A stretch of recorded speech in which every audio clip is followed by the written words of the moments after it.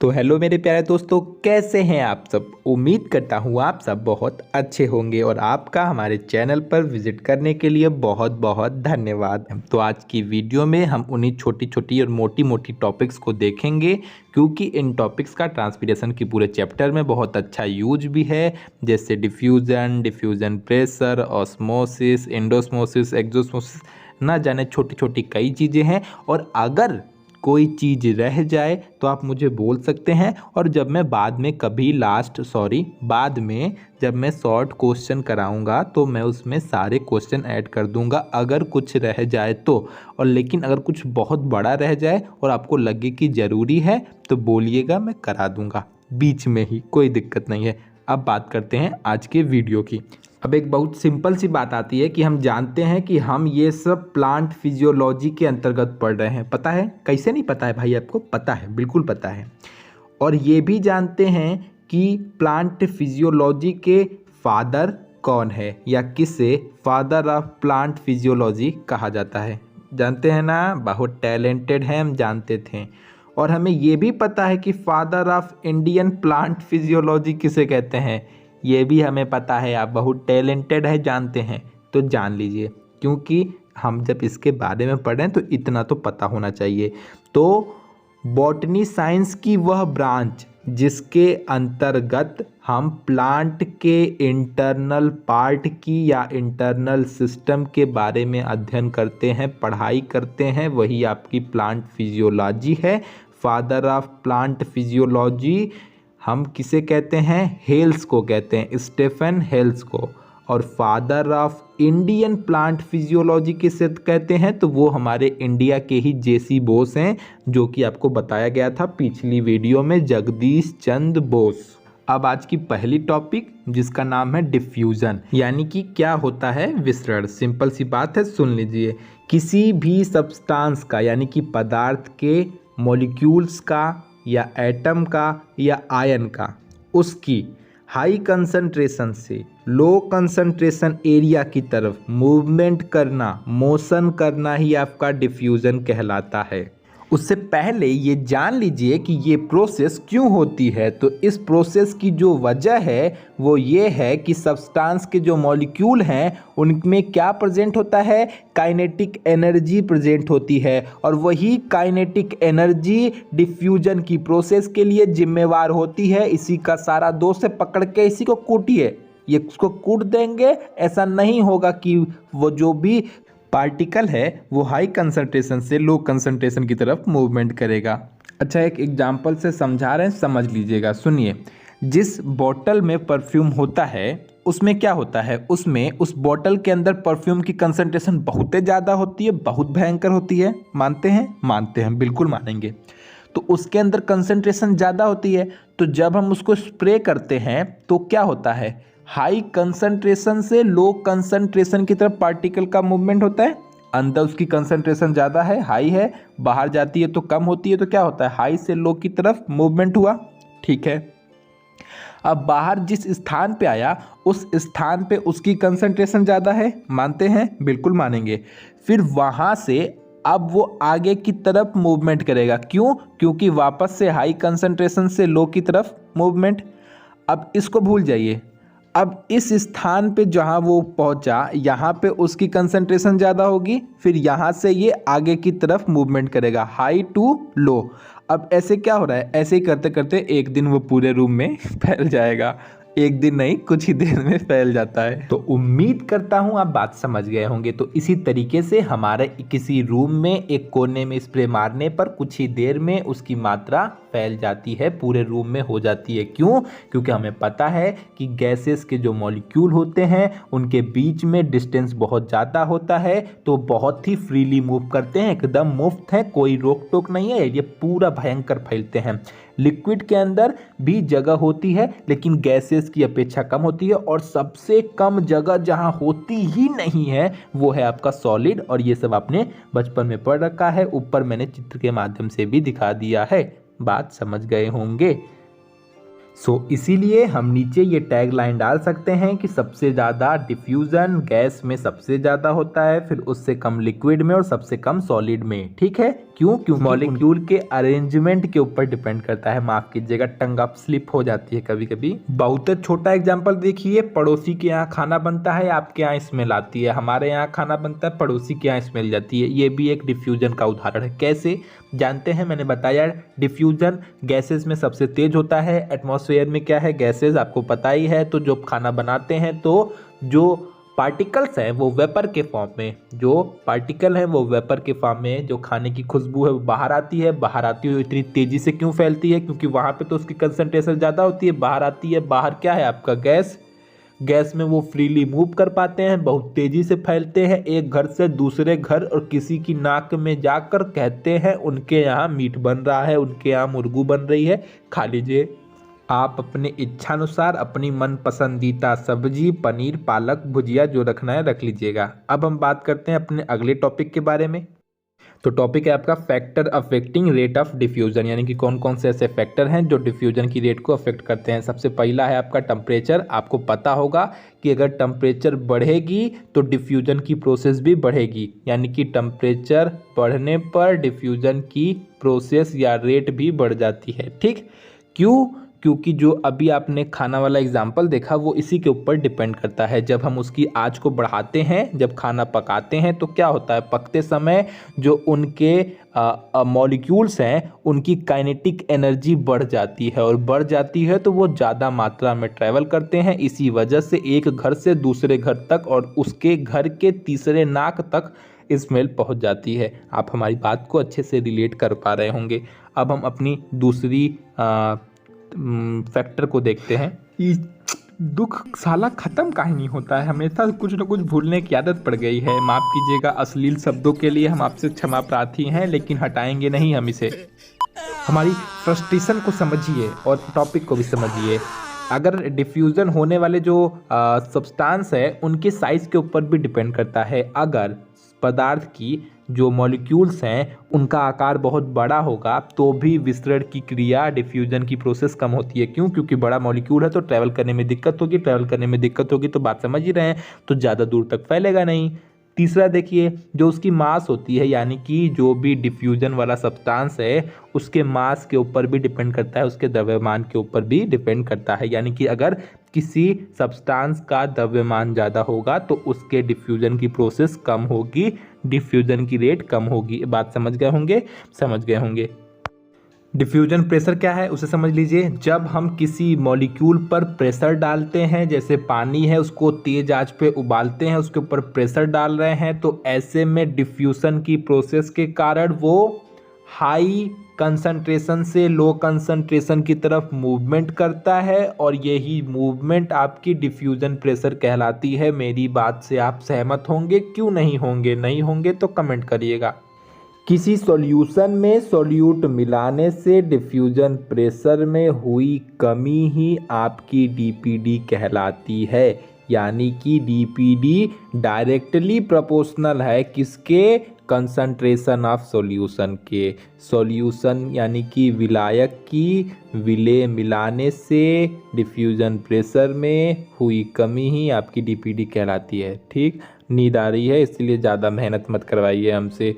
दूसरी बात, प्योर जल का, प्योर वाटर का जो डिफ्यूजन प्रेशर होता है वो अधिक होता है, और जब इसी प्योर वाटर में कोई सॉल्यूट मिला देंगे, कोई चीज़ मिला देंगे, तो जो इसका डीपीडी है वो कम हो जाता है। बात समझ गए होंगे? ठीक, अब हम अगली टॉपिक ऑस्मोसिस को देखेंगे। ना समझ में आए तो डीपीडी के ऊपर एक और वीडियो बनाएंगे, उसमें आपको समझाएंगे कि इसके बढ़ने घटने से टर्गर प्रेशर, वॉल प्रेशर, इस सब के ऊपर क्या इफेक्ट पड़ता है और इसके क्या कुछ रूल हैं, सब बता दिया जाएगा। अभी हम ऑस्मोसिस के ऊपर कंसंट्रेशन करते हैं, ध्यान लगाते हैं। अब पीछे बोले हुए वर्ड पे हमको कुछ लोग ताना मारेंगे कि कंसंट्रेशन नहीं कंसंट्रेट होता है। मालूम है, रहने दीजिए, टंग अप स्लिप हो जाती है। कितनी माफ़ी मांगे भाई आपसे, हम परेशान हो गए माफ़ी मांग मांग के। एक आध गलती छोड़ दिया करिए। बहुत जल्दी ही उस लेवल का बेहयापन लाएंगे अपने अंदर कि गलती होने के बाद भी शर्मिंदा ना होना पड़े। चलिए अब हम ऑस्मोसिस को देखते हैं। ऑस्मोसिस का ये कहना है कि जब दो डिफरेंट कंसंट्रेशन वाले सॉल्यूशन को सेमी परमिएबल जैसा कि नाम से ही पता चल रहा है कि आधा है, आधा सेमी है, तो सेमी परमिएबल मेम्ब्रेन के द्वारा सेपरेट किया जाता है, अलग किया जाता है, पृथक किया जाता है, तब सॉल्वेंट का लो कंसंट्रेशन वाले सॉल्यूशन से हाई कंसंट्रेशन वाले सॉल्यूशन की तरफ सेमी परमिएबल मेम्ब्रेन से होकर जाना ही ऑस्मोसिस कहलाती है। ठीक है, इसीलिए कहते हैं कि ऑस्मोसिस में हाई कंसंट्रेशन से लो कंसंट्रेशन की तरफ मूवमेंट नहीं होता, लो कंसंट्रेशन से हाई कंसंट्रेशन की तरफ मूवमेंट होता है। जब कभी भी हमें कॉलेज में ऐसे बताया जाता है तो हमारा टॉपिक क्लियर होने की बजाय और डिसक्लियर हो जाता है और कंफ्यूजन में चला जाता है। मानते हैं आप मेरी बात? तो ऐसा इसलिए होता है क्योंकि हमें उस टाइम पे कॉन्सेप्ट क्लियर नहीं होता है। जब क्लियर हो जाएगा तो हम बात समझेंगे कि ऑस्मोसिस में सिर्फ एक प्रोसेस होती है। प्रोसेस का नाम है कि वाटर या जो भी सॉल्यूशन है वो लो कंसंट्रेशन से हाई कंसंट्रेशन की तरफ मूवमेंट करता है। बात समझ गए? और वो सेमी परमिएबल मेम्ब्रेन से जब गुजर के जाता है तो वही ऑस्मोसिस की प्रोसेस कहलाती है। कितने भले मानुस हैं आप, कितने अच्छे अच्छे लोग हैं, आपकी बातों को समझ लेते हैं, बस सब्सक्राइब नहीं करते हैं, ऊपर से लाइक नहीं करते हैं, कमेंट तो बात ही छोड़िए, कर दिया करिए। क्या हाथ उठाया करिए, क्लिक कर दिया करिए। अच्छा, क्लिक करके आ गए, बहुत अच्छे। अब ऑस्मोसिस का एक एग्जांपल देख लेते हैं, एक्सपेरिमेंट से समझने की कोशिश करते हैं। एक यू शेप वाली नली ले लीजिए। क्यों? क्योंकि इसमें समझना ज़्यादा आसान होगा। इसके बीच में एक सेमी परमिएबल मेम्ब्रेन लगा दीजिए, सेमी परमिएबल मेम्ब्रेन। ठीक, अब इसको लगाने के बाद क्या होता है कि इसके एक साइड आप वाटर भर दीजिए, प्योर वाटर डाल दीजिए, दूसरी साइड वाटर एंड सॉल्ट का मिक्सचर डाल दीजिए। डाल दिया भैया। अब देखिए, जिस साइड केवल पानी है वहाँ से वाटर के जो मॉलिक्यूल हैं वो उस साइड चले जाते हैं जिधर सॉल्ट का सॉल्यूशन है, यानी कि जिधर सॉल्ट और वाटर का मिक्सचर वाला पानी है उस साइड की ओर मूवमेंट कर जाते हैं। और यही प्रोसेस ऑस्मोसिस को शो करती है। क्यों? क्योंकि इस साइड कंसंट्रेशन ज़्यादा है, उस साइड कंसंट्रेशन कम है। इस साइड कंसंट्रेशन क्यों ज़्यादा है? क्योंकि इसमें वाटर के साथ सॉल्ट मिला हुआ है, जिसकी वजह से उसकी सांद्रता, उसकी कंसंट्रेशन बढ़ गई है। ये वाटर बिल्कुल प्योर है, स्वच्छ है, बिल्कुल साफ सुथरा है। इसमें थोड़ी गंदगी है, कंसंट्रेशन है, सांद्र है। इस वजह से जो वाटर के मॉलिक्यूल हैं वो लो कंसंट्रेशन से हाई कंसंट्रेशन की तरफ मूवमेंट कर जाते हैं। फिगर में दिख रहा है कि उसका लेवल बढ़ गया है, पानी की मात्रा बढ़ गई है। तो बात समझ गए होंगे तो एक ठो दूसरी बात समझने की कोशिश करिए कि टाइप्स ऑफ ऑस्मोसिस, यानी कि परासरण के प्रकार कितने प्रकार के होते हैं। 2 प्रकार के होते हैं, इंडोस्मोसिस, एक्जोस्मोसिस। कहेंगे कि सुना सुना सा लग रहा है, बिल्कुल लग रहा है भाई साहब, अपने पूरे ट्रांसपीरेशन में इसी को तो पढ़ा है। जब आप खासकर स्टोमेटा का स्ट्रक्चर पढ़ रहे थे और पानी का जब बाहर से सेल के अंदर की तरफ इंटर हो रहा था और जब अंदर से बाहर की तरफ निकल रहा था, तो आपने वहीं पे इंडोस्मोसिस और एक्जोस्मोसिस नाम को सुना था, जाना था, पहचाना था। आज उसको और अच्छे से जान लीजिए। तो इंडोस्मोसिस क्या है सुनिए। जब एक सेल को हाइपोटोनिक सॉल्यूशन में रखा जाता है तो वाटर सेल के अंदर चला जाता है और टर्जिड हो जाता है, फूल जाता है। सेल के अंदर वाटर की इस मोशन को ही इंडोस्मोसिस कहते हैं, इंडोस्मोसिस के नाम से जानते हैं। जैसे हम किशमिश को, पिचकी हुई किशमिश को जब हम पानी में रखते हैं तो पानी बाहर से अंदर की तरफ इंटर कर जाता है। आप हमारी भावनाओं को समझ रहे होंगे।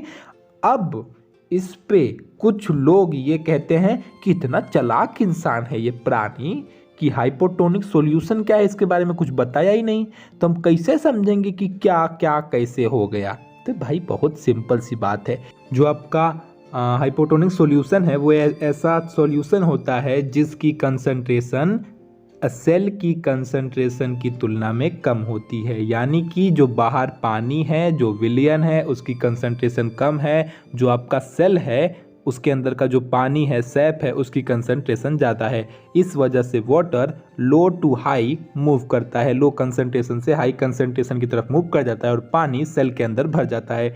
वही हाल किशमिश का है।